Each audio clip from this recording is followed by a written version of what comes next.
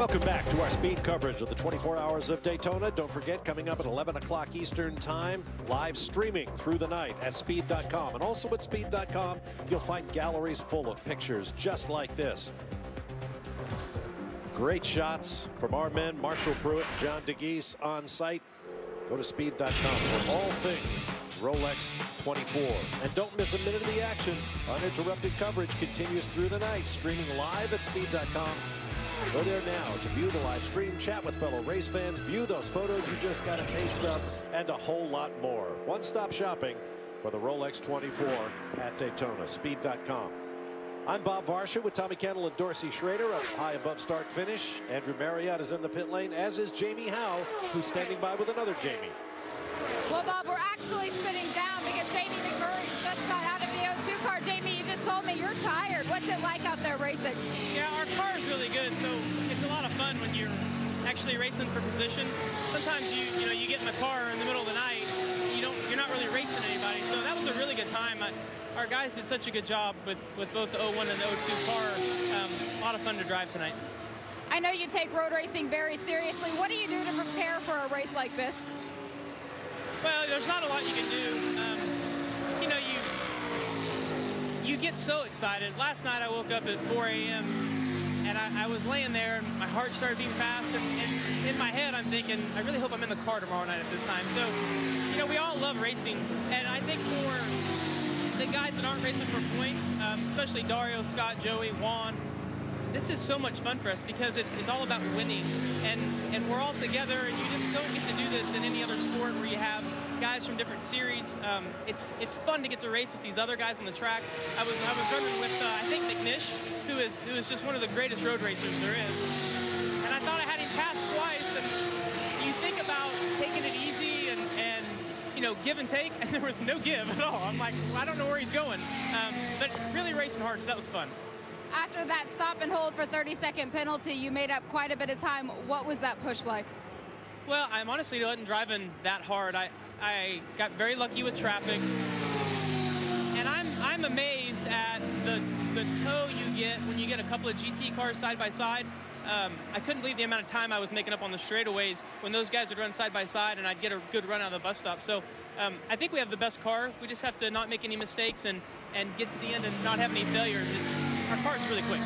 We talk about the enormity of this event. It really kicks off the sports car racing season, but you've won the Daytona 500 here as well. How does the atmosphere this weekend compare? Well, it's different for sure.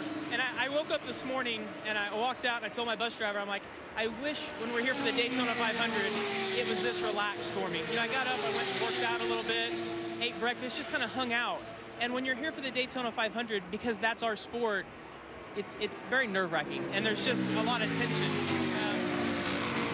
But if any race that I could win, really, in your career, this is it right now, because I've already won the biggest race in stock car racing for us, the Daytona 500, the Brickyard. So, man, to be able to win a race like this, road racing, because I'm very passionate about that, it would be really big for me. Jamie McMurray clearly enjoying his time here at Rolex. It's really funny hearing Jamie McMurray talk about Alan McNish, because Caller and I were sitting here when that was going on, that little skirmish, and I said clearly he hasn't met the Terrier yet, because he got the pass done, and here comes McNish with his dive bomb up the inside. I'm going, welcome to road racing. It's kind of neat.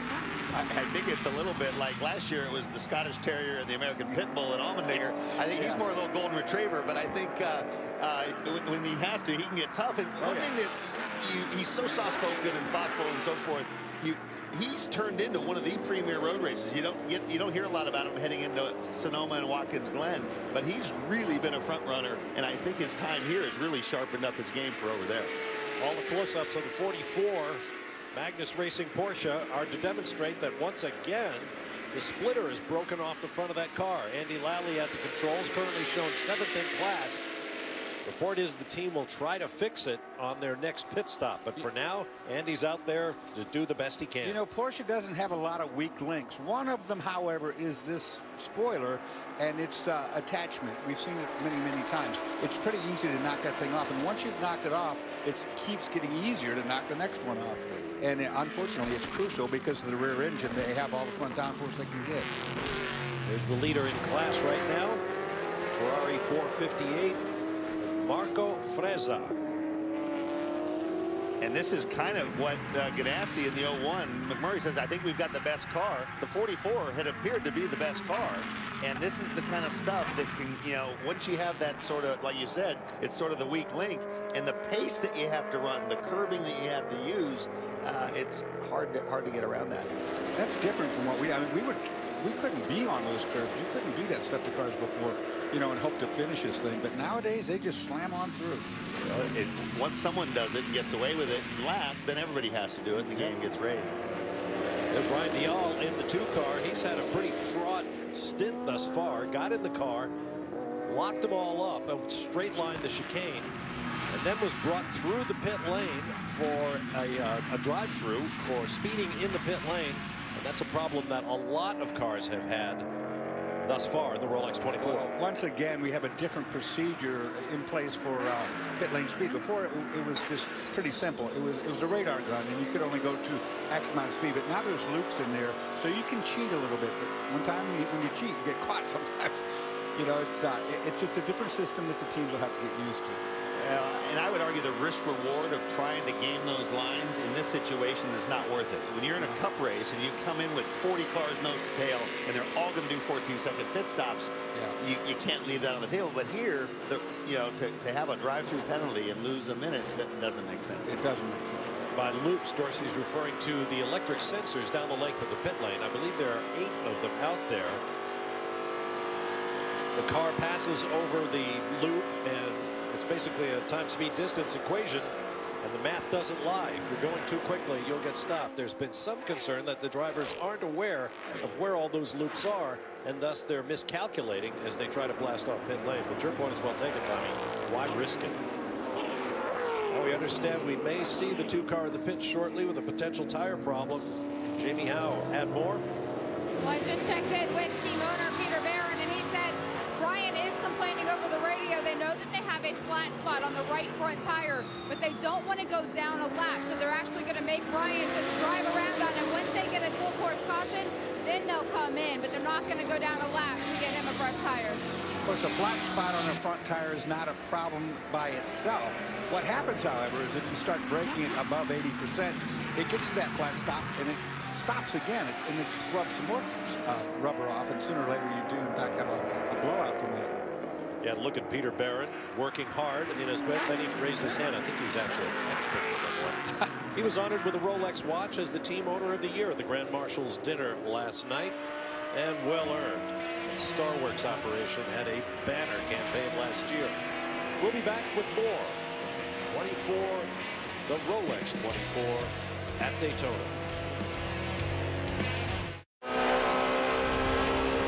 Under the lights, live at Daytona International Speedway. Speed continues with its live coverage of the Rolex 24 at Daytona.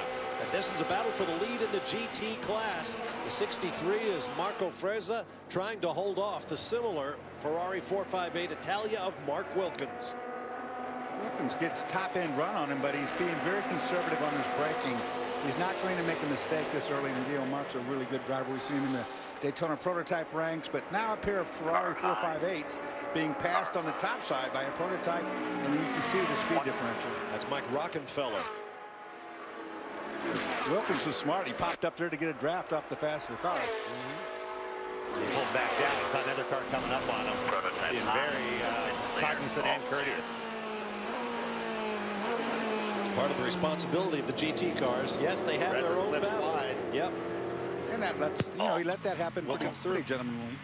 Hard to hold a battle like that when you've got faster cars overtaking you.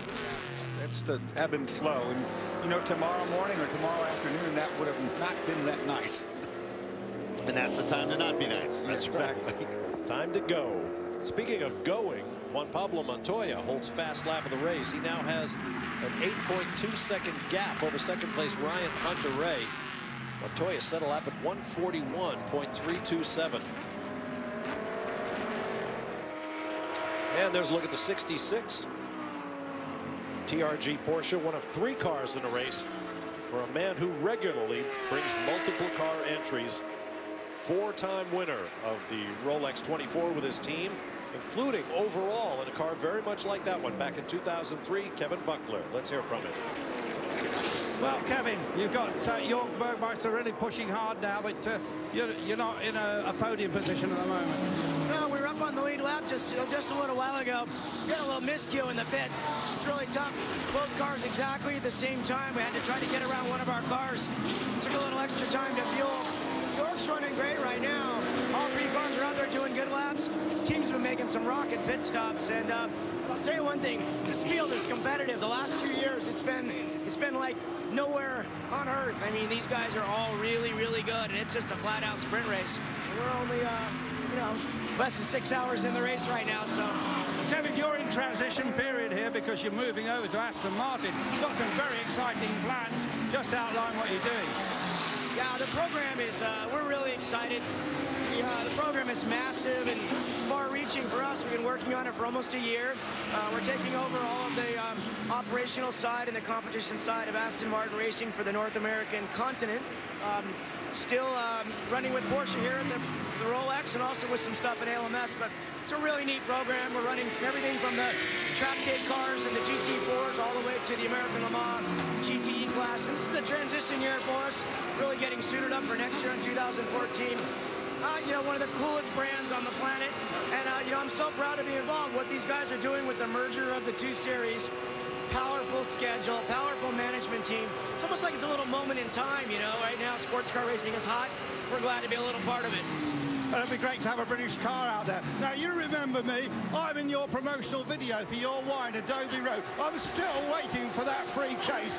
I'll never forget, I was walking out of the moment of my life, walking out on the podium at Le Mans, and you asked me about my new winery. I was caught off guard, but I think, hey, what a great promotion. So thank you very much, Andrew. It's coming, it's coming. All right. The wine is in the mail. Yet another wine enthusiast in the Grand.Am Rolex paddock, Kevin Buckler. I liked his lighted grill so you could see the debris that might be or might not be in there, or the crew guys could when they came in. That I hadn't seen that done before. Look at that. Yeah, that's what that's all about. He's got that lit up so that when a car comes in there, they can see any kind of debris that's sitting in there. That's pretty smart. Kevin's a sharp guy. He thinks a lot of stuff. And it looks cool, too. Oh, nowhere to go. That's the 67 of Emmanuel Collard, 15th in class, sharing with Nick Janssen and Tracy Krohn. And it's just the names, Emmanuel Collard. I mean, in that 66 car, you've got Bergmeister, Farnbacher, and on and on and on. And he touched on it, he says, we're racing for 13th place. And, I mean, people talk about the good old days of sports car racing. The good old days are right now, and it's only going to get better with the merger. You got the GT battle here with Ferrari, Audi, Porsche, Aston, and you're going to have everything that's raging over the ALMS GT series as well. It really is the best of the best right now. That's right. Also in Collard's car with Tracy Krohn and Nick Janssen is Romain Dumas. Now, when you combine those next year, can you imagine the amount of the cars that are being GT? Yeah. I mean, you're going to have a full field of cars on which some of these smaller tracks might have to qualify to get in the show. Or run split shows. One DP category and one well, GT. I think they will have to do that. Separate races, I mean. Clearly the GT spec right now is exactly what the manufacturers want. Once more up on the high banks. Still very early. The twice around the clock odyssey that is the Rolex 24 at Daytona. 13 hours of darkness, and we've only just started. Stay with us.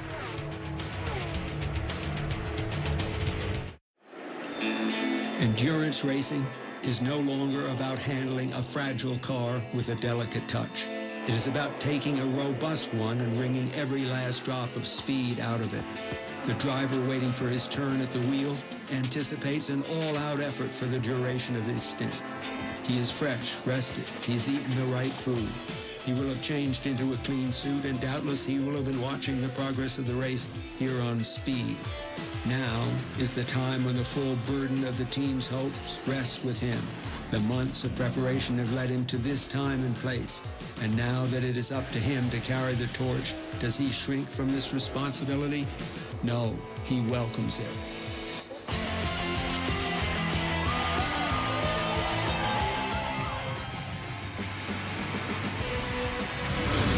is a team race like no other. The Rolex 24 at Daytona.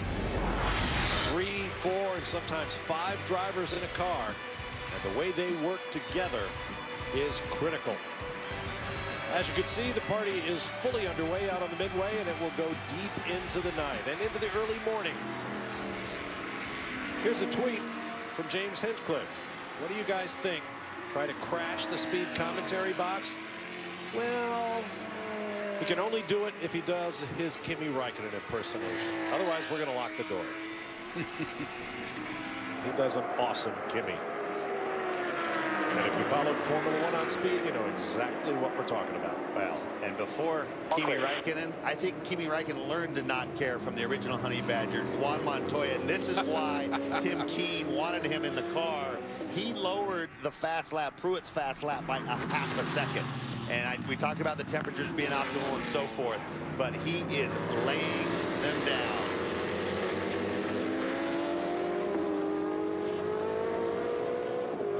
Described him at the top of the show as one of the most experienced drivers in the field. Yes, he's a NASCAR driver right now, but he is also a winner of the Grand Prix of Monza and several other races in Formula 1, the Indianapolis 500-mile race, and who knows how many races at the lower development levels. Meantime, problems for the 90.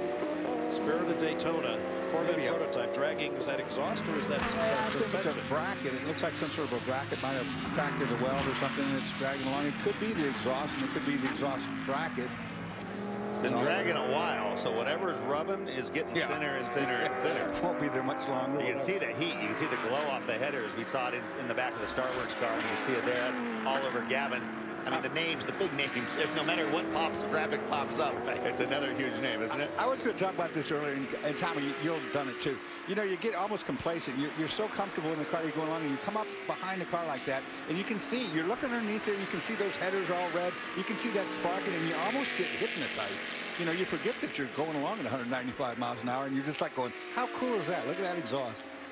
The one thing that used to be really something was when they had the turbos that would just light up and then they disappear and you're left with a big old flash star burned into your retinas. It was pure white too, and it would burn your retinas. We're hearing that that is in fact the exhaust bracket on the lower side that's grinding itself away.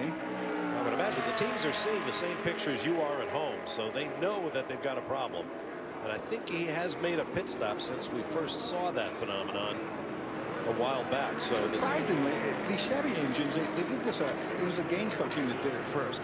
They on the dyno from Richard Childress Racing, they were playing with exhaust systems, and these exhaust header pipes aren't that big. But take a look at the exhaust out pipe on that, and they're up to 5 inches. Like 5-inch exhaust is like monster. That's what I have on my boat. So I know it's hard to get pieces for it. But I mean, somehow that they found out on the dyno and by running the car that big megaphone exhaust really helped the mid-range of this engine produce power. And the Spirit of Daytona car I mean, for me, it's sort of a sentimental favorite. It really is a family-run team, the Fliss team. Troy Fliss, who is from Daytona Beach. His father's the machinist that makes a lot of the parts. He says he's a machinist by trade. He says he just works on pieces, trying to get the weight out of the car. They learned a lot from last year. The new generation cars were untested. They had some trouble. But, you know, Chevy has really come. All those guys are factory shoes. Westbrook, Gavin, Garcia. And I talked to Gary Pratt today. He says, you know, the Spirit of the Daytona team, we offer help to everyone. They're the ones that seem to be the most receptive to it. And Troy and I were talking about that weight reduction program you're talking about. And people don't realize how expensive that is. To get 25 pounds of weight out of the back of a car means you have to go in and look at things that aren't stressed that you can take weight out of. And then you either have to make them out of something lighter, something composite, something carbon fiber, whatever. But it's darn expensive. Well, you're trying to get weight out of something that you already tried to make as light as you could. Yeah, exactly. So it comes in little shavings. Radio transmission from Ollie Gavin there. Tell you what, let's take a ride with Ollie. Turn up the volume. Enjoy the sounds of a Corvette Daytona prototype.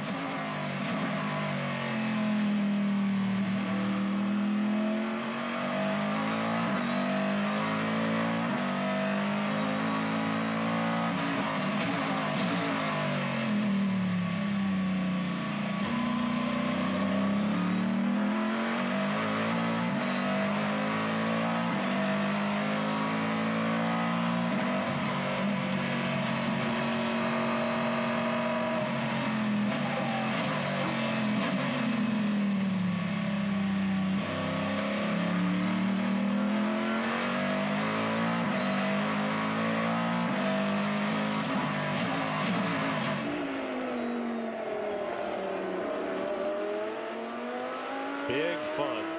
Now let's find out more about that sparking underneath the car. Chris Neville. Yeah, Bob, it was Troy Fliss's team that broke through, got their first Daytona prototype win last year at Barber Motorsports Park in Troy. Right now, we've been watching the 90 car on the racetrack. Looks like maybe a broken exhaust bracket or something like that. What's going on with the car? Yeah, no, it just was an exhaust bracket. We went wide in some traffic at the bus stop and bent a bracket down on the exhaust. So I don't think it's anything major. I think we'll keep going. If we get some time under yellow, we'll look and maybe make a change on it or something. But so far, the Chevy Visit Florida car is doing great out there. So we're really proud of the team, and we're just going to try to stay on the lead lap here until morning. Now, trying to get that car fixed, take a look at what you've got there. What can develop further if you guys don't address that issue? We're a little bit nervous that the primaries and the exhaust, if we don't hold it back there, that the vibrations over the next 12 hours can break something. So that's why we're trying to tie it up so it doesn't move so much. I just looked at Twitter, and Ricky Taylor, when he got out of the car, he said the car's a bit of a handful. Are you guys dealing with a car that isn't handling that well?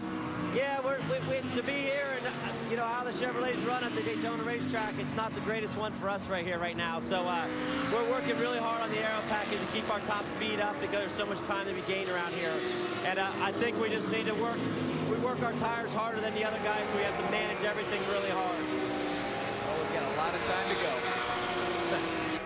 That we do. You heard Troy Fliss say they just hope to stay on the lead lap until morning. Morning may sound like a long time away, but when the sun comes up, keep in mind there will be probably 8.5 hours still remaining in this race. Battle for second in GT as the brake discs blow through the chicane.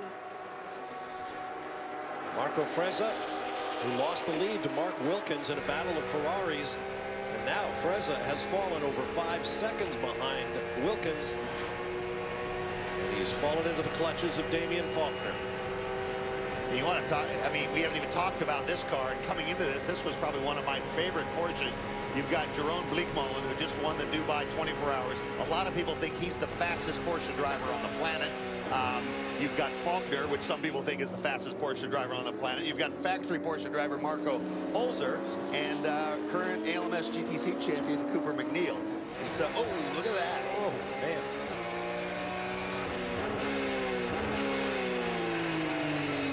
Trip. Off in the horseshoe goes, oh, man, the 80 car. Did a good job of collateral damage, if you will. My goodness, trouble. My car number in this year's Rolex 24 is 80. He got out there and he at least didn't do anything overly stupid to make it worse. He just rode the outside and got it back on track. To Chris Neville. Well, Bob, we can see the 10 car pulling away down here. Ryan Hunter-Reay just handed off to Max Angelelli. They added some oil and water to that car besides the normal service of 4 Continental tires and Sunoco fuel. And just behind me, watching the 57 car, this car just about an hour and a half ago was 4th place in GT. However, right now we can see the hood up on this car. I initially saw some of the crew members kind of shaking the wheels back and forth, so I thought it was potentially maybe a suspension problem with this car. But obviously this team, things not going their way. They were running nice and strong early on. Mike Johnson was telling me that all they were doing was going through the motions, just trying to stay with the lead lap cars in GT. They were running well, but now big problems. But Mike Johnson right now also inside the car trying to deal with some stuff on the dashboard. Otherwise, we would try and get a word with Mike.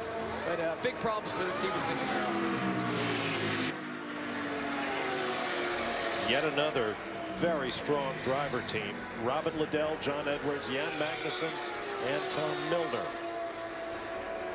While the crew continues to struggle with the only Chevy Camaro in the field, we'll take a break and return with more housekeeping going on in the Ferrari pits.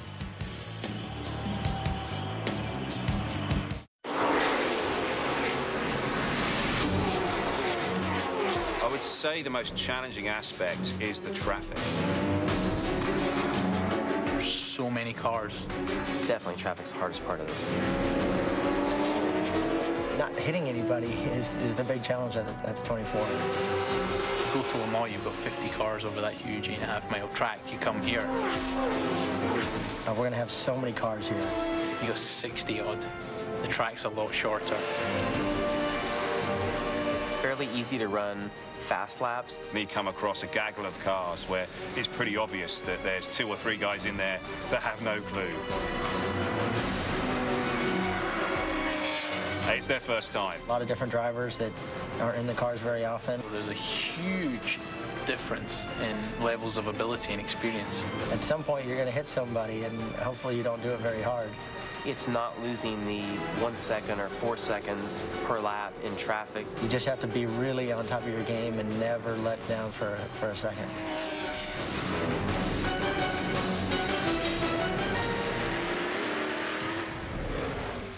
And that kind of concentration will take its toll over 24 hours. Welcome back to our live speed coverage of the Rolex 24. Calvin Fish joins us now, along with Dorsey Schrader, Chris Neville, and Matt Yoakum have taken over down in the pit lane.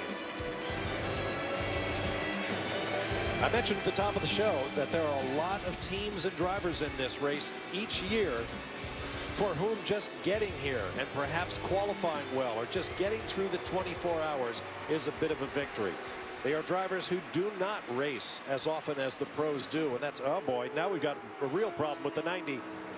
Troy Fliss told us he thought the bracket that was dragging under that Corvette Daytona prototype was not causing a problem. I think it is now. Well, like Tommy said, it's going to keep getting thinner until it breaks. It's broken.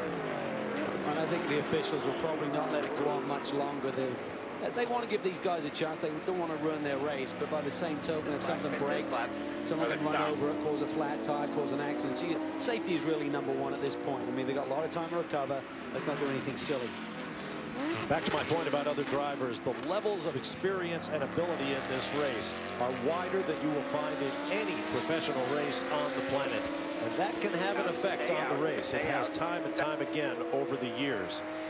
That's what the drivers are talking about when they're involved in traffic. Now let's get down to Chris Neville. Yeah, Ryan Hunter-Reay still wiping the sweat off after he got out of the 10 car. And Ryan, you had a chance to run with Juan Pablo Montoya, but you were on a little bit older tires. Were you able to gauge what you had? Yeah, like you said, we were on a little bit older tires at the time, and they had to get their tires warm, and then they started coming. So I think right now we're about P2 or 3 in the big picture. The Ganassi cars are a bit in a class of their own at the moment, not only mechanically in the infield, but on the straights as well. So, you know, we just have to bide our time. Anything happens in this race, we know that for sure. So the car's pretty good. As long as you're polite with it and you don't ask too much of it at once, it's pretty good. So we're just going to continue doing what we're doing. We have good Chevy power, and we'll look to be there in the end. You guys are also off sequence in pit stops compared to pretty much the rest of the field. Any idea why you guys pulled that strategy? Well, we had about 3/4 of a tank or more on that one yellow, and we just decided not to come in at that time. I'm not sure why. I didn't ask why. Just so early in the race, it doesn't really matter at the moment. So had a lot of fun out there, and I have to do a Scott Pruitt real quick. Hi to my family at home. Hi to my wife Becky and my new son Ryden. So he's watching his first Daytona 24. Hopefully he'll make him proud. Well, go get some rest. All right, thanks. We've been teasing Scott Pruitt about his hi to his family at home for a long, long time. He's got to do the Scooter McGavin. Yeah, he hasn't done that yet. That really gets to me. Turn the motor off. Turn the motor off. A bunch of these cars are cycling through their pit stops. You saw the leader, Mark Wilkins, bring the GT lead car number 69 in a couple of laps ago. Now we see the WeatherTech Porsche, and the DP cars are going to be coming in here soon. Montoya's got 26 laps on the board, so he's within a lap or so of making a pit stop. Pull on the rear deck lid off of the 90, I hear. You wouldn't think that for something underneath, but maybe you have to access it that way. Yeah, go down from above. And it is hot in there. Oh, see anything down there, Chris? Yeah, Calvin, you can see that they pulled the rear deck lid. Right now, the crew members are trying to shape the exhaust on both sides of the car. But, you know, you got to think those exhaust points, those exhaust pipes, they've got to be well over 1,000 degrees. And you can see it in the crew member's face when they were grabbing hold of them, trying to shake them and see what was loose on there. Lots of pain as they were grabbing those exhaust pipes. And I really didn't see them fix anything, so it's going to be interesting to see if they get back out on track and something still is dragging. One something that happened just about 12 minutes ago as we hit the 6-hour mark in this race. Why is that significant? Well, points were awarded in this North American Endurance Championship every 6 hours throughout the course of this 24-hour race. And at that point, the 01 was leading from the 10, the 9, the 99, and the 2. So they'll get bonus points. In the GT, it was the 69, the 63, the 23, the 24, and 59. And that'll be significant come in at the end of round 3, Dorsey. That was a great asset and sort of like a real boost to the championship mid-year last year. A lot to talk about.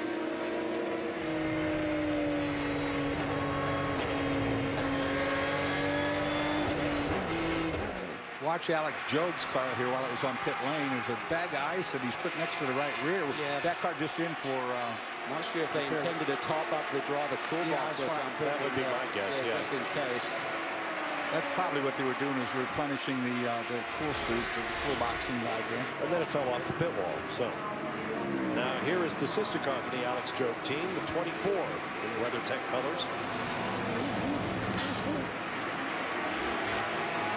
There you see the driver lineup. Joining the 3 factory Audi drivers in that ride, had a good stint there, running up in the top 3, and that Marcus Ambrose may now be behind the wheel of this 60 machine, seeing his first laps of the race. Did a great job of the test. They brought him in just in case Oz wasn't ready, and he fitted it immediately. As we said, Montoya was due for fuel. Looks like he's going to double stint tires there. Look how calm that looked. I mean, no problem at all. They're blowing out the radiators, they're putting fuel in. They looked at the tires, but nothing to it. We're officially 200 laps into this 24-hour race. And our GT pole sitter. Oh, look at the right front. Another problem for the 32 car. You have to wonder whether this busted up bodywork is just cutting down these tires at times. You got to think it is with all the sparks there. You know that metal's going to get up in that tire sooner or later, as sticky as those things are. Montoya is so impressive in that stint. A couple of laps he did there, 141.3 consecutive laps. Here we see him up on the bank. Oh, yeah, tire just went down right there. You see that was shrapnel. Right front. And, of course, he does his damage. He's lucky he was out of turn 2 and onto the flat when that broke, because, I mean, another 100 yards back, he'd have been up in the fence. This is where you need a little bit of luck in one of these events. Someone has a problem, cuts down a tire, busts some body work up, you run over it. Can be a game changer. And Tandy, the pole sitter, we thought this car was going to be a big factor, but it's really had nothing but trouble. Joey hand in the second of the Ganassi car. We talked about Montoya ran a 141.3. Joey just ran a 141.6, so starting to find some pace. I saw that when a crew member leaned over the wall to push the tire out to the tire changer. By rule, everybody who, if you're not to be considered as going over the wall, both of your feet have to be on the ground. If he puts a foot up on the wall to help leverage that tire out into the pit lane, he's considered a man over the wall, and the team is due for a penalty. So you'd be a good guy for that. Right. No, I wouldn't. All I need is a Calvin, you on the other hand. Could hurt myself. Need a little more upper body strength. Interesting to see how this comparison is. Remember, Montoya's double stinting. Joey's just got another fresh set of Continental tires. We'll have to look at the lap times through the course of this stint so that we'll see whether JPM's times deteriorate too much. I tell you what, Joey Hand did a great job in his first stint in that car. Best lap of 141.5. It's pretty much topped only by Montoya in the sister car with a 141.3. And Hand has that 02 car all the way up toward the front.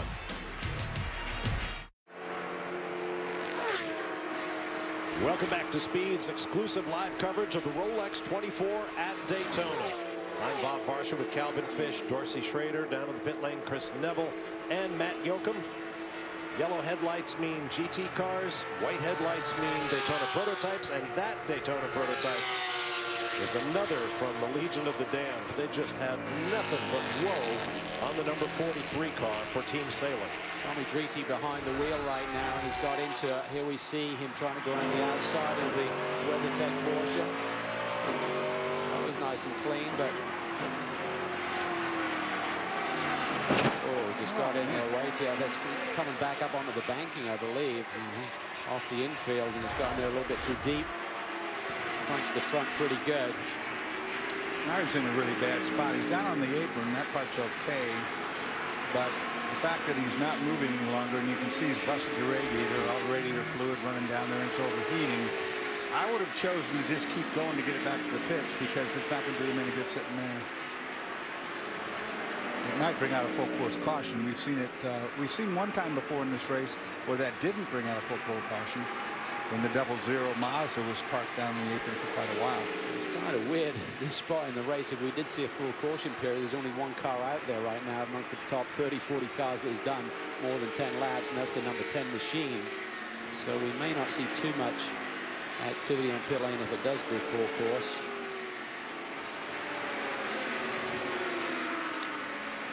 Brought in Bruno Junqueira with him, who he's shared driving chores with in the American Le Mans Series in recent races, and got a lot of respect for Bruno Junqueira. A lot of speed, as we've seen in the Champ Car years.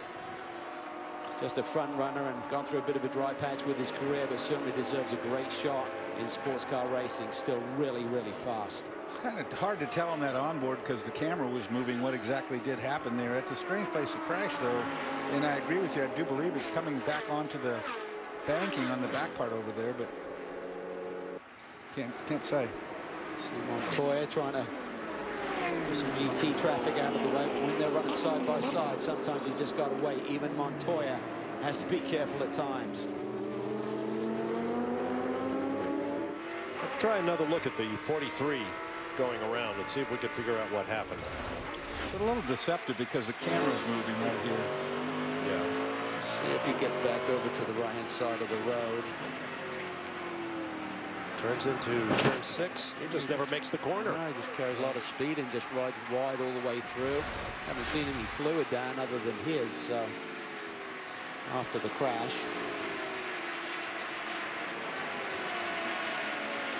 Well, let's go pick up the story of the 57 Stevenson Camaro in the garage area. Chris Neville.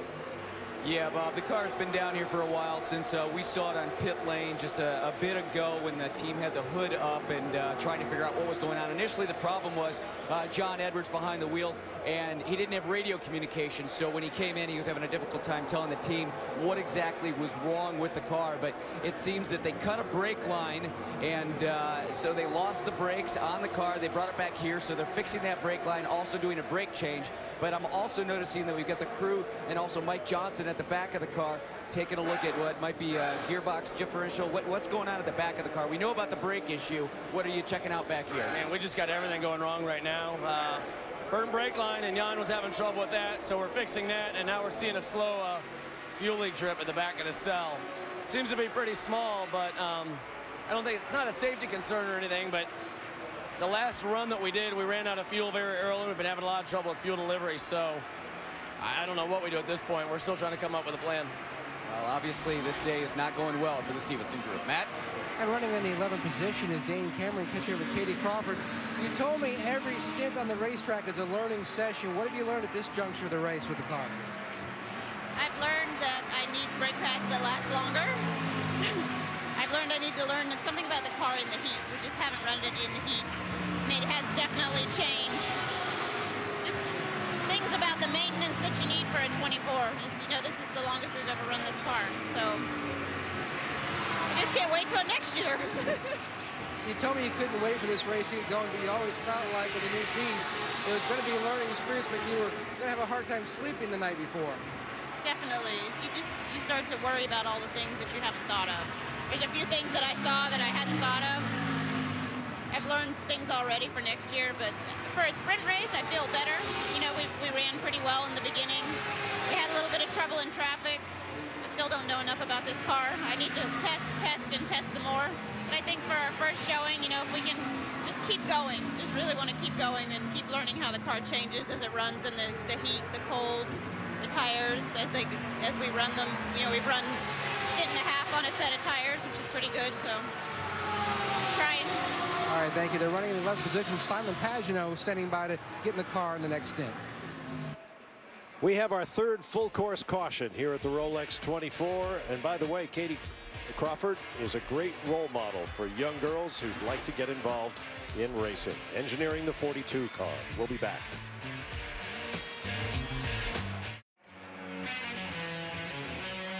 Back at the Rolex 24 at Daytona under our third full course caution of the race. The pits are closed. Let's take this opportunity to run down the order as it currently stands. Leading all the way, Juan Pablo Montoya in the 01 followed by Max Angelelli and Mike Rockenfeller. Look at the next 10. Shows the last 2 of the Daytona prototypes. Marcus Ambrose now into the 60 car from Michael Shank Racing. That is the defending champion machine from this race last year. And then the first of our GT, the Ferrari of Alessandro Balzan.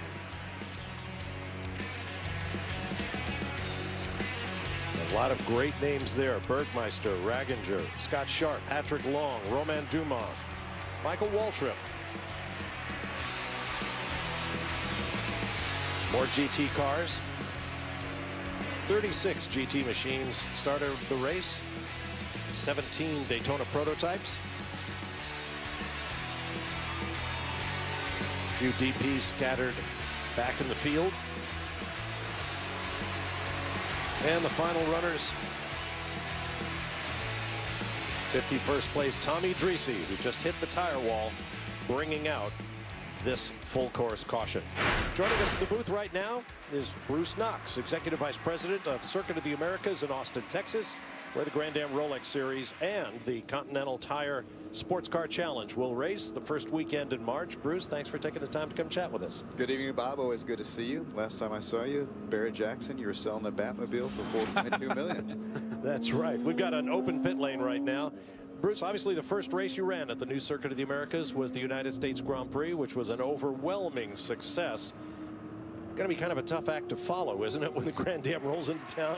It's going to be a tough act, but the city of Austin, the state of Texas, everyone came together to really put forth a great effort, and we had a great Grand Prix, as reported by the teams, the drivers, the sponsors, Formula One itself. So we look forward to hosting the Grand.Am of the Americas, March 1st and 2nd at Austin, Texas. Whereas the Grand.Am teams had a chance to test there at the end of last year. Everyone had glowing reviews for the circuit. But you've got a busy schedule. You've got a lot of sports car racing there coming up this year. Absolutely.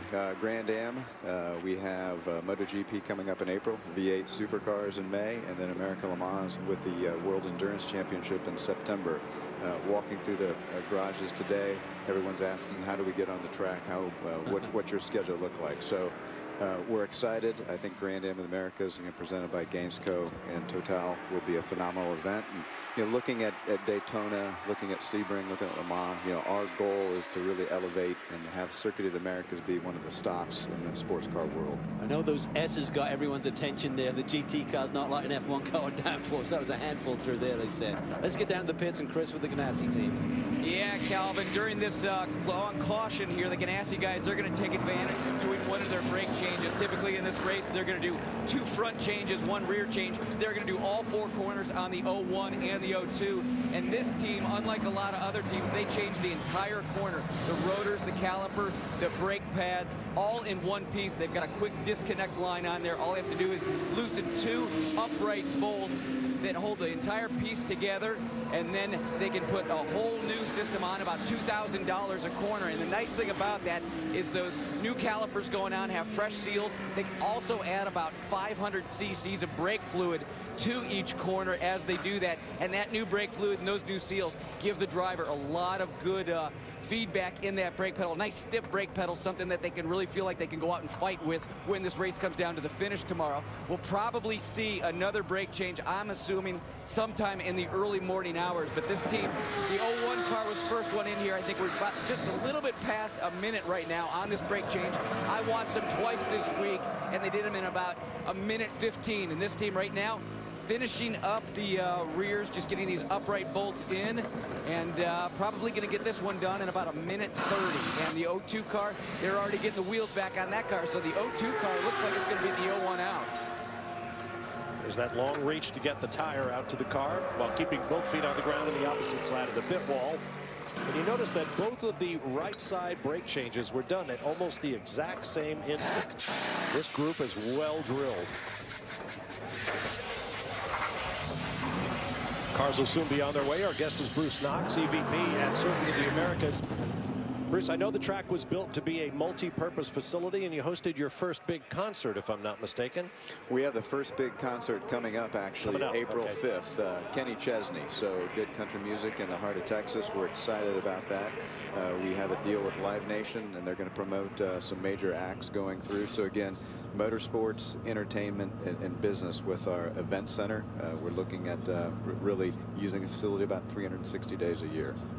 How are Bobby Epstein and Red McCombs feeling about the facility now that they've got an event under their belts? You know, that we're feeling really good about it. You know, everyone kind of knew what was going on because they could read about it in the press every day. So it was not easy, but we all worked hard. We worked together, and under the guidance of Bobby and Red, we got it done, and it was a great success. I think Calvin is going to try to contact one of the drivers on track. Let's hear from the cockpit. Yeah, whilst we're under yellow here, going to see if we can contact Ollie Gavin in the number 90. Ollie, it's Calvin Fish in the speed booth. Do you copy, mate? Yes, mate, I do. Yes, I do. Car seems to be running strong. Yeah, that little problem with the bracket that seemed to be broken and scraping along the ground. Did that affect the handling at all, or is the car pretty good right now?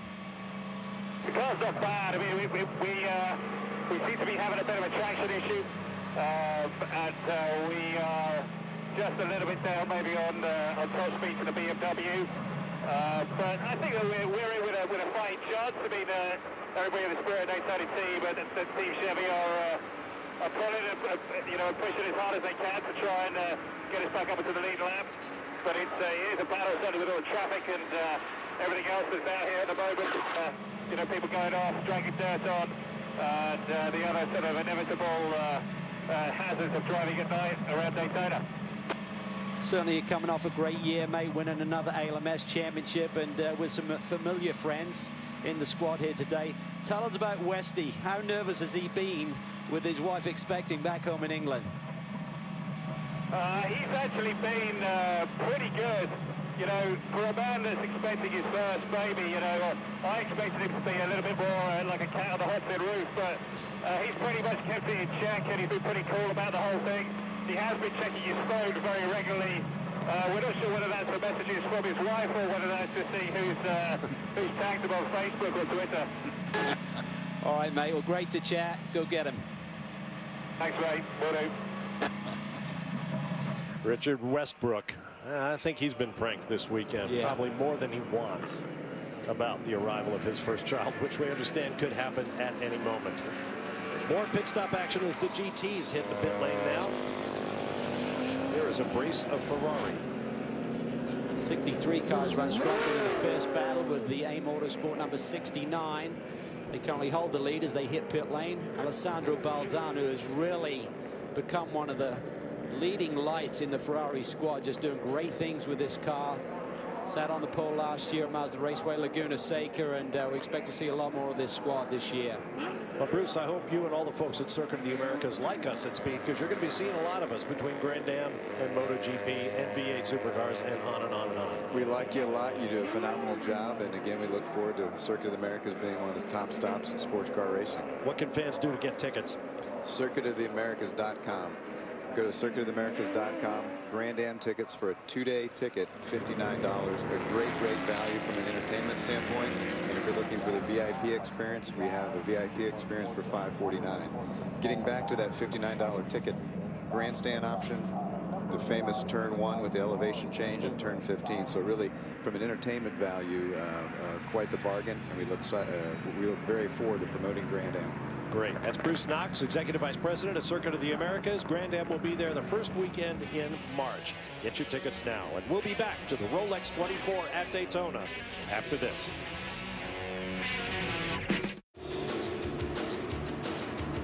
They are rocking it down in the sprint fan zone at Daytona International Speedway as we are still under our third full course caution and pit stops continue. Right now, it's our pleasure to welcome a special guest to our announce booth, 2007 Formula One World Champion Kimi Räikkönen. Kimi, welcome to Florida. Yes, thank you very much. It's great to be here. Well, it's good to have you. Now, we know you're a great fan of motorsports and of participating in all forms of motorsports. You've done the NASCAR thing. You've done the rallying thing. You've run a race or two in Formula One. What do you think of the Grand.Am Rolex Series? You think this is maybe where a guy with your skills would fit right in? You know, I'm not quite sure the war I'm fighting into sports cars. You know, it is a difficult thing for me to understand how to share a car with another driver. You know, I don't really understand how that works. There's lots of beer out there in the infield, Kimmy, but did you find any vodka this week? You know, I may have found a place or two to find some vodka, yes. Okay, we can't do this anymore with a straight face. Of course, this is James Hinchcliffe doing his spot-on impersonation of one Kimster. Was Kimmy here? Did I miss him? Yeah, well, actually, I thought I saw a guy, blonde-haired guy walking out. Right. I always miss him. Well, that was Bruce Knox from Circuit of the Americas. You having fun here? I know you wanted to drive, and that wasn't possible. And tell us what happened. Yeah, you know, it's a difficult situation, but right off the bat, I got to say, huge credit to everybody at Mazda and at Speed Source. You know, we came here, brand new project with the Speed 6 and the Sky Active diesel, and you know, this is a team that's used to winning. They're used to preparing at the highest level, and trust me, they did that despite what happened today, because it's such a new project. It's a new technology with the diesel, and these guys have been absolutely working their tails off the last couple months to get these cars on the grid. And I think before the green flag, the most any of them had run was 8 consecutive laps. So to make it even as far as we did, I think is a big step forward. That car's going to improve. So again, everything that Mazda did, the Speed Source guys, Visit Florida, all three cars, you know, it was a huge effort. And unfortunately, we didn't make it quite as far as we wanted. But it's step one in a long process, and I think maybe, you know, a different direction, maybe the future of the sport in a way. James, last year you were here with the Mazda RX-8, the rotary screamer. This year you were here with the diesel. Did you just leave your earplugs out? I mean, you really didn't need them. It's funny, you know, we've come from running the RX-8, which is pretty much the loudest machine made by man on the planet. Yeah, pound for pound, it's pretty much as loud as it gets. To this diesel, which is as quiet as you can get, and it's a very different experience driving it. You know, you've heard this before. You've seen what some of the diesel engines have done in sports cars and prototype cars and other series and things. And one of the things that drivers say is the first time you drive it, you got to rely so much on the dash for shifting, because you cannot hear the engine, especially when you're up in 100+ miles an hour up here in the bank at Daytona. I heard a rumor that Hinchtown might be making an appearance down there at the fan zone. We were just looking at that a little bit ago. Any truth to that? It's very possible. It's very possible. I have a bit of time on my hands now. My normal job has taken a bit of a back seat. So, you know, I was a fan of racing long before I was a racing driver, and it's kind of cool, actually, in a way, to be here and get a chance to experience a little bit of the fan side of this race. And certainly your career is on the upswing. You've come through the single-seater ranks. You've got a great ride with Andretti Autosport. But sports car racing, do you expect it to run in parallel with your single-seater career, or is it something you look to further down the road? It's very much something I'd like to do in parallel. You know, you see a lot of guys come to races like this, races like Sebring, if they can squeeze into Petit Le Mans, things like that. And I'm a big believer that you should drive anything anytime you can. And, you know, I envy the days of guys when, you know, Mario Andretti and AJ Foyt had different kinds of cars every weekend. And so it's something I actively try and do for sure. Do you have time to stay with us for another segment? Absolutely. Okay, we're going to take a break and return. The green flag is coming. Here we have a lot of time remaining. 44 at Daytona. I didn't know where to look. We are back live. Safety car is off. The flag stand goes green, and we are racing. Watch the scramble down into turn one. Ryan Dial leads Max Angelelli, Juan Pablo Montoya up to third. John Fogerty, Mike Rockenfeller, and Gustavo Yakima. Wow, that was pretty wild. Looked like the 0-2 didn't get a great restart again. I wonder if that rev limiter thing is still kicking in. Remember, Dixon had a problem at the initial start, so boys still have some work to do to figure that one out, maybe. Oh, a little bumping right there. 99 gets into 6. Or vice versa. Depends on who car you're in.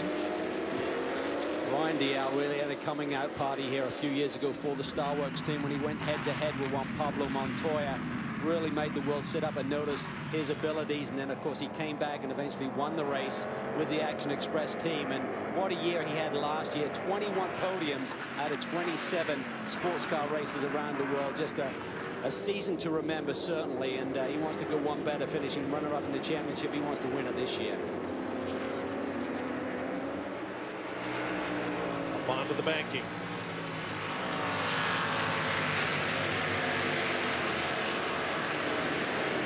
Down onto the 3,000-foot super stretch.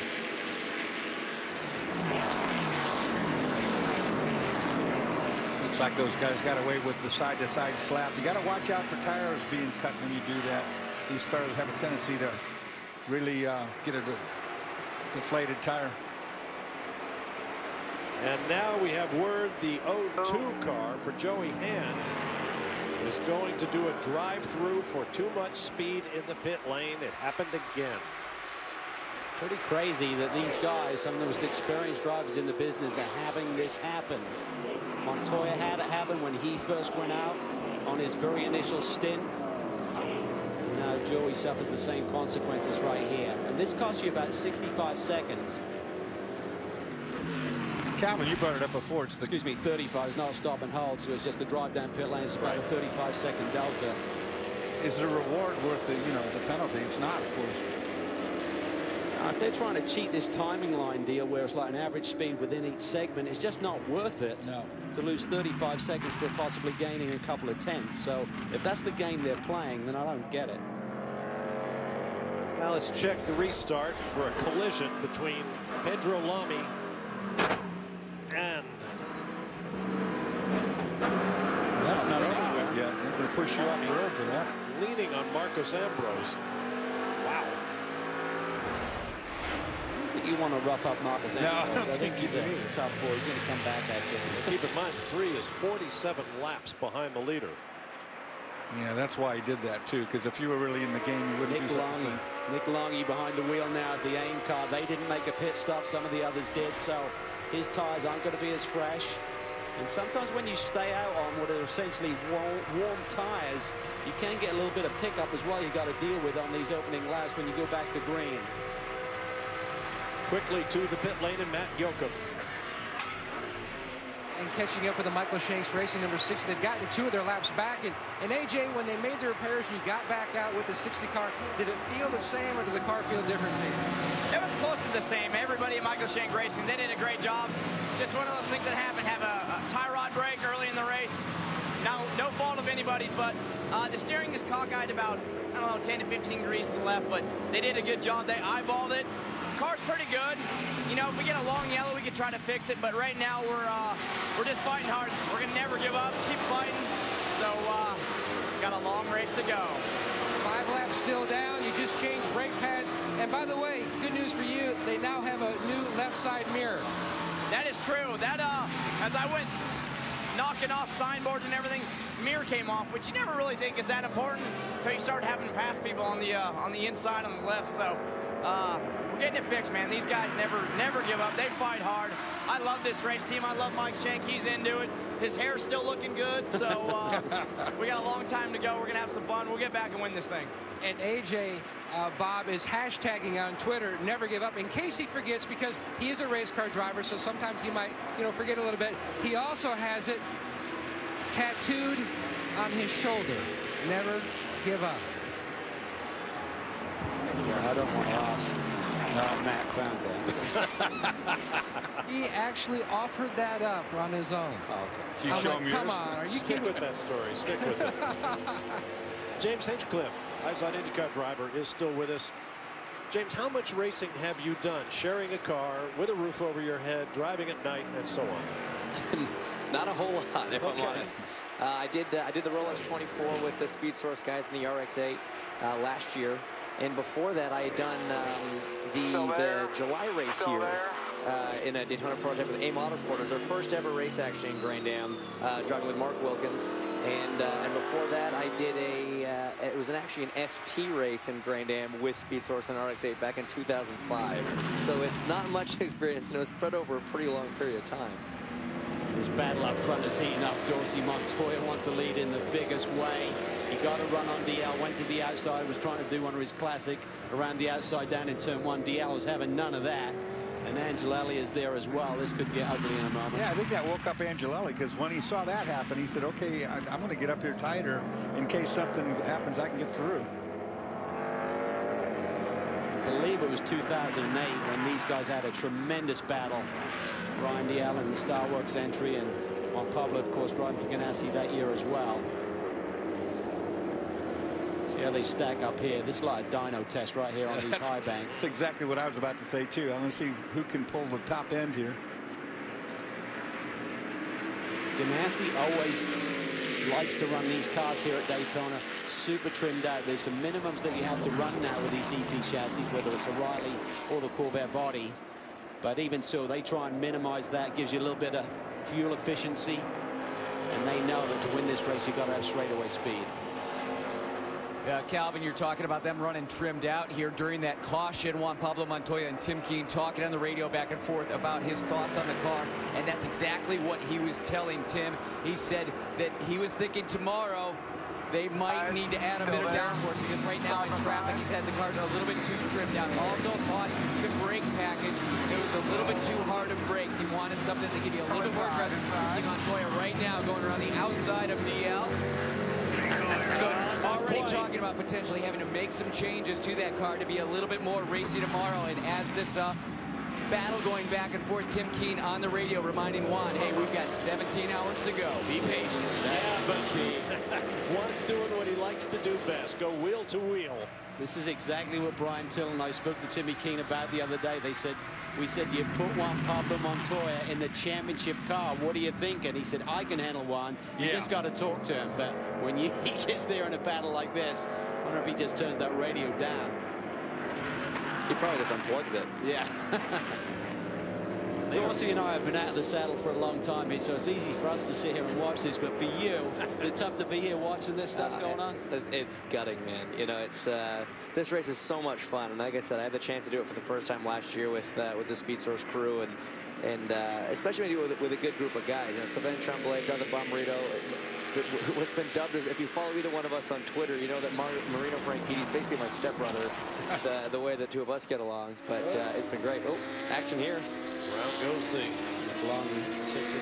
Bad spot to be stuck, too, there. Easy to get tagged there. I wonder if he got turned. Yeah, you do have to win it because it doesn't make many mistakes. Nick's pretty solid. Now. Spotter gives him the okay. I don't see any damage on the car at the rear. Gotta be careful when the tires are hot like that. You don't want to burn down the clutch or anything too crazy. Oh, yeah, he did get help. Turned by Brumos 59. Porsche got him Andrew Davis.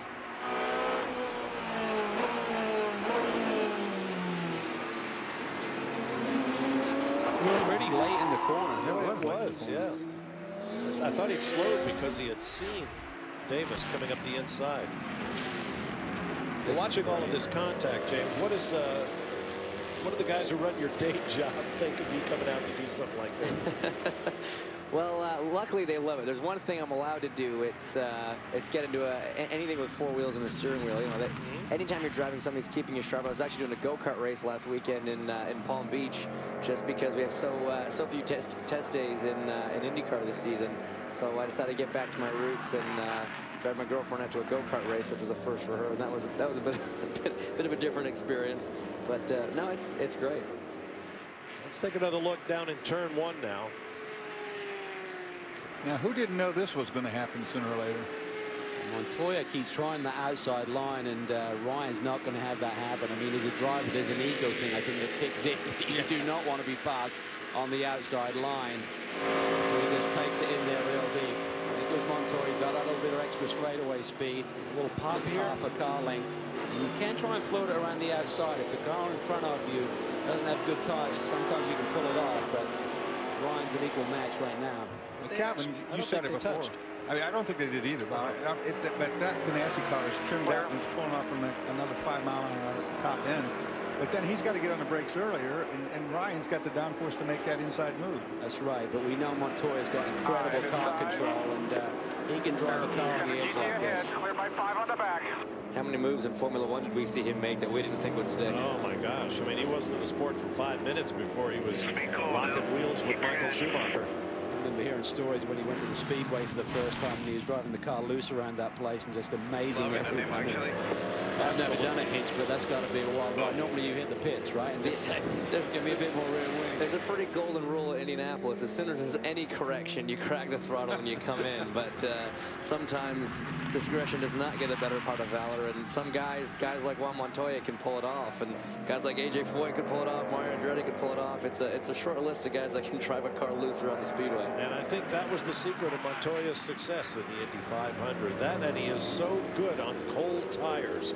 And of course, that's all about car control and confidence. You know what I mean? It takes a lot of you know what to be able to do that, and he's got plenty of those. He's got both those in spades. But it's weird you brought up egos earlier. I didn't think racing drivers had egos. I didn't want to step in there, but I had to bring that up. I just don't know if I agree with that. thing to be out break down the inside, but when someone does it to you around the outside, that kind of. Look at him set him up right now. I mean, he knows he's going to pull on him. There's no question about it. When they come off the turn 4, that thing just starts digging. Ford power against BMW. All of these engines now have 7,000 RPM, so the Fords have been dropped from 7,300 last year down to 7. Chevys have been brought up 100 to 7. And there was some other performance balancing with the Chevys getting a bit of a restrictor, which was reduced somewhat before the green flag here today. Here comes Montoya again. He's not quite as far alongside. Angelelli's hanging with him, too. He wants to park. Exactly what I was thinking. They haven't lost Mad Max Angelelli. Max the Axe, I should say. Mad Max Pappas is driving a GT Ferrari here. We haven't called his number out yet, but for sure we will see him before it's over. We'll be back with more from the Rolex 24.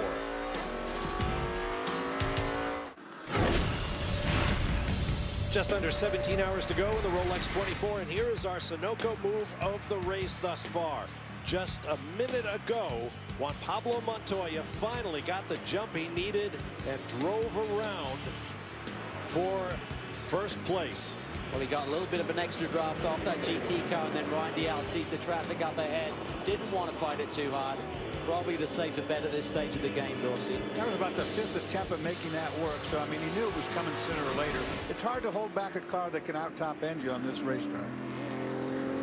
And also, he recognizes who he's dealing with. Yeah. I mean, you don't want to be going door panel to door panel with Juan Pablo Montoya for too long. I mean, the last hour of the race, different deal, but right now, just settle in.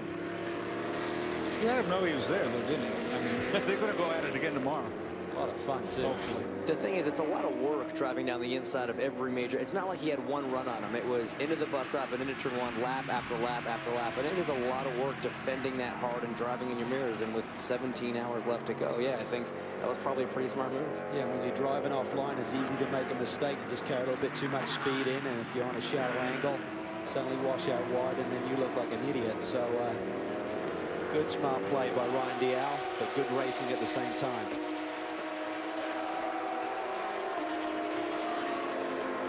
The 21 car, the Brazilian Porsche Cup entry in this year's Rolex 24, and somebody you might know, James.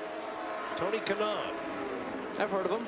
I've heard of him. Yeah? Yeah, Tony and Rubens in the car. It's funny, I was chatting with them before the race, and I gather most of the crew is from Brazil. There's a little bit of a language barrier with some of the officials and people in tech, and yeah, it's been an uphill battle for these guys, but they seem to be holding on and holding their own. Their first pit stop was pretty hilarious. I mean, it was like thunder and everyone was having an ice cream or something because there was no one over the wall. I did hear you guys call that, actually. I said, you know why it's a slow pit stop? Because there's nobody doing it. Michael Shanks all up in the face of an official here, really mad. He's doing something. I don't think Mike really cares, do you? I wish he had some passion about his sport. Oh, here's a spin. Now we've got to stop and hold for Michael Shanks' number 6 car for an improper pass around under the yellow flag, and I think it's safe to say Mike disagrees. Well, the thing is with these safety car rules, there is the ability to get your laps back, and they've been doing a good job. I think they've got either 2 or 3 laps back, and now the officials are saying what you did last go around under the safety car, you shouldn't have been doing. There's a new race steward, Paul Walter, who's a really sharp guy, but he takes a strong stand, and I'm sure they would have looked into it carefully. It's a new penalty, too. I'm trying to look it up right now because we talked about it in the drivers' meeting. And that's devastating because that really takes away all of the ground that they've clawed back. If it goes by what he talked about in the drivers' meeting, the penalty is going to be twice your fastest lap speed for the pass by mistake. And what that means is the first one, you're giving back the lap you got, and the second one is the penalty. Yeah. So the Demon, you gained an advantage with that lap, so you got to give that one back plus another.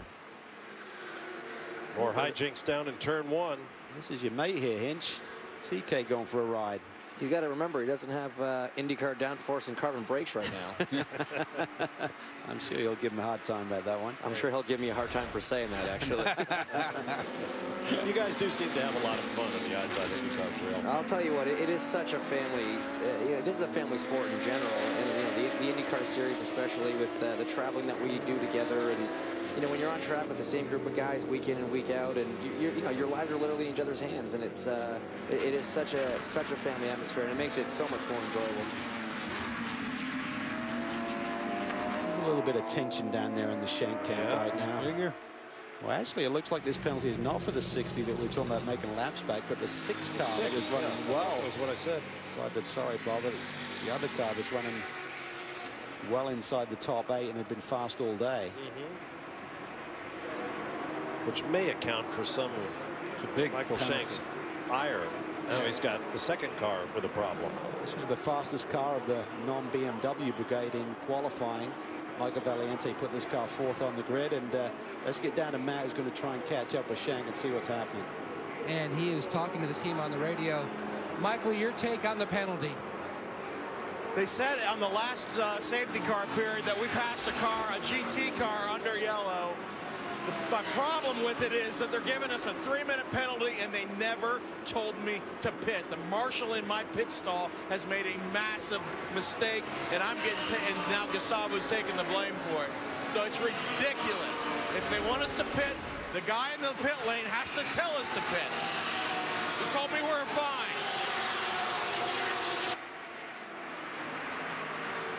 Still not totally understanding what happened here. No, I'm not either. I think are they giving him some extra penalty for not pitting? Well, it seems like he made an illegal pass, and what Mike is saying, okay, we should have been able to serve a penalty that is not as severe as the one we're now getting, possibly. You know, passing a car under yellow, you can usually get given the option to give the guy the position back again, which is not much of a penalty at all. However, this is that penalty I described before, is a massive penalty. Well, it was different to a waiver penalty, which we initially thought. So, trying to get clarification on that, but it doesn't help. They're not going to give the lap back, that's for sure. You'll serve that penalty, and they've got another hole to dig themselves out of. That'll put Jakoman at least 1 lap down, joining the 60 car, which is still 5 laps down in the hands of Marcos Ambrose. Montoya is just hooked up. You can just see the rhythm of that car through the infield section is just really dialed in. It's got the straightaway speed. It's a tough combo right now, as many of the competitors have said. Hunter Ray got out of the car and said, boy, the Ganassi car is not only good on the straightaway, he's also really good through the infield.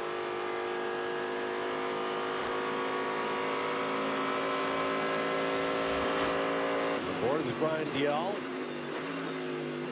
who is just about 2 seconds behind Juan Pablo Montoya, so it's not as though Montoya's gapped him.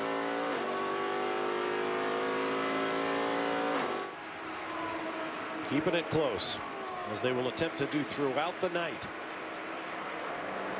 A couple of these drivers, the leading DP drivers, had some medical issues during the off-season.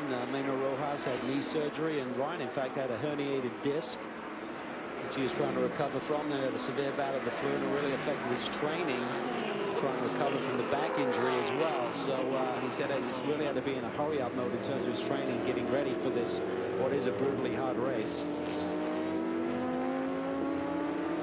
I keep telling him to lift with his legs, but he just never listens. Another cool thing, he's given a prize to a young Scottish kart race, all expenses for him and his dad to come over here as a £5 prize to Kieran Hegarty and his dad Joe. So good to see Ryan supporting some of the young Scottish drivers over there in his homeland.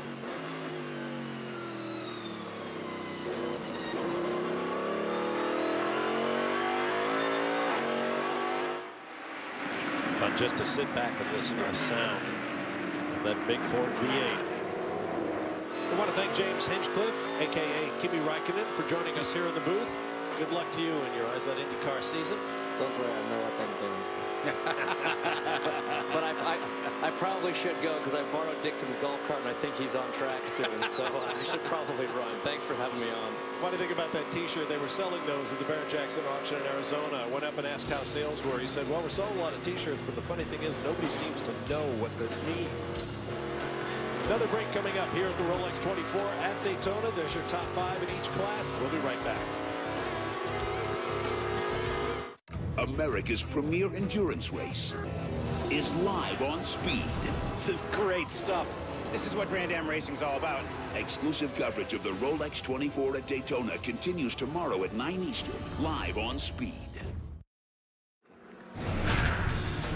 Here's a look at all the highlights or lowlights, depending on your perspective, at the Rolex 24 thus far. Big problems all day long for new Porsche factory driver Nick Tandy of Great Britain and the Conrad Orbit team.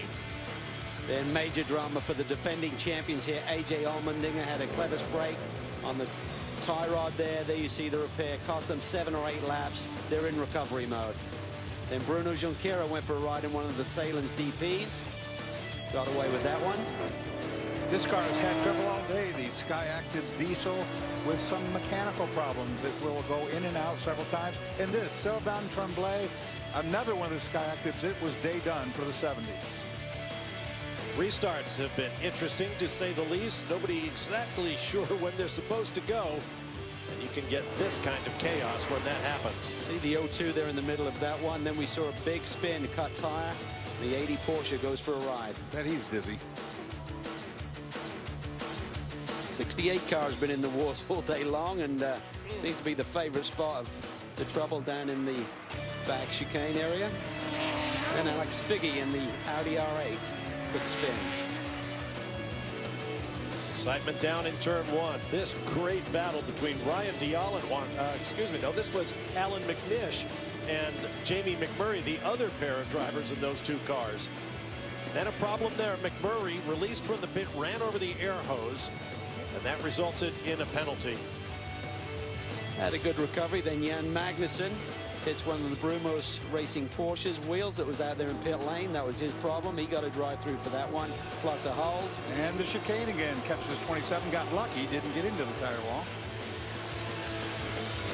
Harmless spin here for one of the Park Place Motorsports Porsche, but gave someone a fright on the way through the chicane. And then the sparking continued for the Spirit of Daytona Corvette DP. Broken bracket there. They got that fixed, and they're now in play.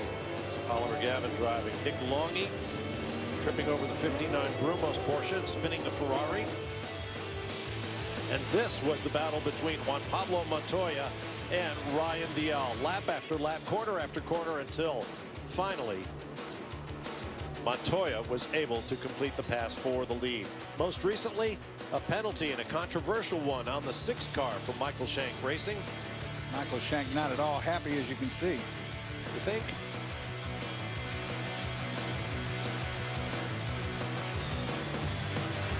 And that brings us pretty much up to date. Here's our Continental Tire race recap graphic. DP leader is Montoya. Felipe Albuquerque is the GT leader. And in the new GX class, Shane Lewis in the Napleton Porsche. 3 full course cautions for a total of 20 laps and 10 different DP leaders. Our Royal Purple outperformer of the race, Melanie Snow, the only female driver in the field, and she and her son Madison have made a little bit of history here at Daytona. The first mother-son combination to drive together in the Rolex 24. Don't count them out either, Calvin. They're running 5th. She can really pedal. Melanie can. Madison's a great young talent, and they got some Porsche factory guys in that team. They could keep treading on here and really do some damage tomorrow in terms of getting up towards that podium. And you look at the car, not a mark on it. I mean, they've done a fantastic job so far. A long way to go, we'll say that. Don't forget, we'll be leaving you at the top of the hour, but we will be streaming live cameras at speed.com with commentary from our friends at MRN Radio. Problems for the Alex Job WeatherTech Audi. Fairly routine problems. I think sometimes, well, they're double stinning these Audis, but now there is some drama there going on. Came around the back of the car. Oh, looking up underneath. They haven't taken the hood up or the deck up. Maybe it's just routine, clearing out the grills. You can see the fuel going in without any tires being changed. 21 car. TK had gone for a ride. Out he goes. Just love the passion that he's here. He knows that this team is probably not set to be a real factor in a long endurance race. They just don't have the experience, but he wanted to be here anyway with his fellow countrymen. It's pretty cool. And hopefully it'll be an annual thing to get drivers from the other countries where Porsche races in one make series bring a car or two to the Rolex 24. Felipe Giafone, he's had an IndyCar win with Mo Nunn. Rubens Barrichello, of course, the most experienced Formula One driver of all time in terms of sheer longevity in race starts. It's kind of a different philosophy. I mean, some guys wouldn't even dream of coming to this race unless they felt they were in a winning car. Yet Tony and Rubens just love racing and decided to give it a crack anyway. There's Melanie Snow just come in. We were just talking about her, and she's in for what looks to be a routine pit stop. Done a great job getting a pat on the back there from the crewman. Beautiful car, very well prepared. And notice it is virtually unmarked. Yeah, that's what I was telling them. They have done a fantastic job. They're competitive. They're running in 5th place. And the mother-son duo, if you will, fantastic. Hats off. Snow Racing running in conjunction with Wright Motorsports. John Wright heads up that group, engineered by Bobby Peroni. So good group of people and getting the results today. And that is quite a driver lineup. In addition to Snow, mother and son, Sasha Maassen, one of the most experienced Porsche drivers you'll ever find, and the head coach of Porsche's young driver team, the junior team, if you will, to their factory drivers, and Klaus Beckler on that car as well. He's a Porsche junior driver, and Marco Siegfried is the Porsche test driver, so they know how to wheel one of these things. But young Madison has really done some great things at a very early age in the sport. Started to cut his teeth out at Miller Motorsports Park at the young age of 14. He was in the Mazda Miata possibly, but just a really good young kid. Live out there by Tuello, Utah, and race there quite frequently. We first met him out there. Do a great job. Sasha Maassen has won innumerable races here in the United States, but for young Klaus Beckler, not only is this his first Rolex 24, it's his first trip to the United States. So he's had a lot to get used to. I believe this team may be doing the whole North American Endurance Championship, Bob, and that's really I think I really love this little championship because it gives some incentive for these teams to come back, not just do the 24 like we so often see, but come back and do a couple more races in our championship year. It's a really cool thing. And a couple of tracks worth going to, too. Watkins Glen, New York, and the Indianapolis Motor Speedway in June and July, respectively, in addition to the Rolex 24 here at Daytona. Here's the Red Dragon, the Gaines code number 99. Come close here before, second place finish when Jimmy Johnson was driving with the team. John Ward is now full-time engineer. He was part-time last year, sharing his time with the Team Falcon team over in the ALMS series, but he's full-time on the 99, and they feel that'll be a real advantage. Carl Brannon, their engineer for so many years, left the squad after Daytona last year, and they were looking hard to find someone to replace. Those are big shoes to fill, but I think this team are really expecting great things this year. Didn't get a win last year, which was very surprising, but came so close on a number of occasions, and they are hungry and they are determined. Full-timers Alex Gurney, I'm sure Dan Gurney and wife Evie are looking on from California. John Fogerty, he and Alex have pretty much been the entire driver team for as long as this team has been in the series, for 7, 8, 9 years now. Emo Gidley and Darren Law added for this weekend. Gainesco will be the title sponsor of the Grand.Am visit to Circuit of the Americas, I believe, and you can see the Coda logo on the rear wing of the Red Dragon. And this car, the leader, the 44 car, Andy Lally behind the wheel. They are the reigning champions, and I'll tell you what, this car's been rock solid. We talked about the only damage to the car is the front spoiler. Looks like they've been banging off of the curbs a little bit, and they ground it down. They've got some Bondo tape on there right now, but the car is strong. We've seen that with that Porsche. It's got this weird little sort of front plastic splitter that can pop out if you use the curbs a lot, and we saw them struggling with it, and now you see a lot of duct tape that's keeping that on. But look at the 99 car. We talked about them having a solid run. Something's not getting life back into that 99 machine there. Inside, maybe changing out an ECU. Talking about trouble getting that car restarted right now. We've seen that many times here. Now they're going to take the bonnet off. Engine cover in America.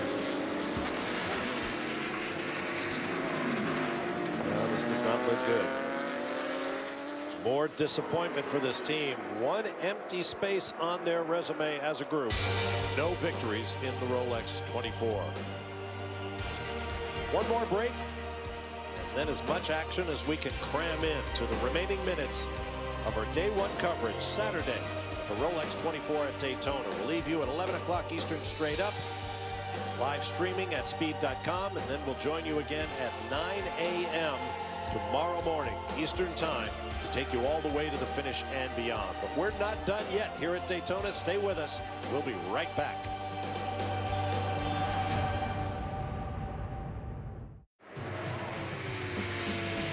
The Rolex 24 at Daytona is presented by Rolex, official timekeeper of the Rolex 24 at Daytona. Brought to you in part by WeatherTech Automotive Accessories. Shop WeatherTech.com today. And by Continental Tire, innovative technology, driving confidence. Don't forget, you won't miss a minute of the action from the 24 Hours of Daytona. Expanded, uninterrupted coverage continues through the night, streamed live at speed.com. Go to speed.com now to view the live stream, chat with fellow race fans, and view exclusive photos. Fireworks in the air. That means it's almost time for us to bid you a good Saturday night, and we'll see you tomorrow. But right now, let's go to Matt Yoakum in the pits. Bob, it's well documented the father and sons that have competed in the Rolex 24. And for the Snow family, Melanie and Madison, special race day today and tomorrow for you and your family. Oh, this is a great race day. The first time that me and Madison drove together in an endurance race like this, and we're just so happy to be able to do it. Wright Motorsports has given us an amazing car, and everything's going well. I just got out of the car. The car was great. I had a little bad on the restart, but ended up making it back, got some positions while I was out there, so it wasn't as bad as I thought. And everyone's just done an amazing job, so I'm so happy with our team and our crew. Bob, it's obvious by the smile on her face just what a great day they're having so far. I'll second that, Matt. Thank you. Down in the pits, Turner Motorsports GT BMW pits, as does our overall race leader, Juan Montoya. Did we get, looks like we got a driver change there. And they take the rear bonnet off to take a look at the engine for some reason. Probably routine. He's about due to come in on fuel, so it should be routine stop, but maybe just checking something out. But it was just a quick inspection, and he'll be back out there. But right now, these Ganassi cars are looking awfully tough. They've got the handling Dorsey. They've got the straightaway speed, and they've had a few problems with pit lane penalties, one for the 01, two for the 02, so it's dropped them down the order, but they're going to be tough to beat as we look at going into the evening hours. But there's so much that can happen between now and when we see you again at 9 a.m. Eastern Time tomorrow. Final thought, Dorsey Schrader? Well, this car's awful strong right now. Will it be come morning? We'll find out. How about you, Calvin? Well, it's a fascinating battle, and I think everyone's just got to keep working on those cars. We said before, it's all about having a car that's 100% for that shootout that we will definitely see in the last couple of hours of this race. The story continues. Go to speed.com to follow the live streaming. But for now, for Calvin Fish, Dorsey Schrader, Tommy Kendall, Justin Bell, Andrew Marriott, Jamie Howe, Brian Till, and Chris Neville, I'm Bob Varsha. Thanks for joining us for day one here at the Rolex 24. Tomorrow we'll pick you up at 9 a.m. Eastern and take you all the way to the finish and beyond. So long for now from Daytona International Speedway. Have a great Saturday night. See you tomorrow.